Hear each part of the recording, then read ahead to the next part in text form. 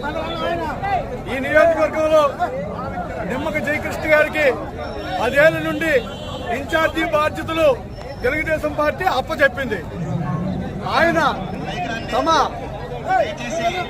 కష్టంతో ఈ 10 ఏళ్లు ఈ నియోజకవర్గంలో ప్రజల కష్ట సుఖాల్లో పాలు పంచుకొని సావులకి, పుట్టుకలకి, పెళ్లిళ్ళకి ప్రతిదానికి మాతో ఒకరిగా ఉండి మమ్మల్ని ఎంతో దగ్గరగా తీసుకున్న శ్రీ నిమ్మక జయకృష్ణ గారికి ఈ రోజు 10 రోజుల్లో నోటిఫికేషన్ ఉంటుండగా ఈ రోజు ఏదో ఒక సాకులు చెప్పి తెలుగుదేశం పార్టీ టికెట్ పెండింగ్ లో పెట్టి ఇంత అరాచకం సృష్టిస్తున్నారు.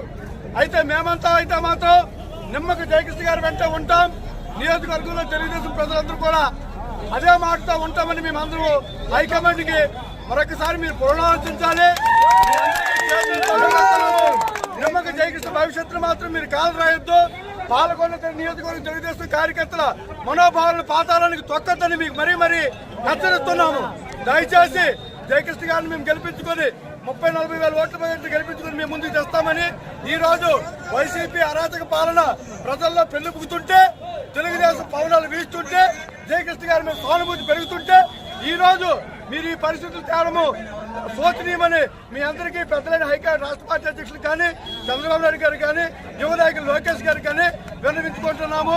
ఈ నియోజకవర్గాన్ని మీరు అడ్డపాతాలకు తొక్కొద్దని మీ అందరికీ మనవి చేస్తున్నాం. దయచేసి మా మనోభావాలు అర్థం చేసుకోవాలి.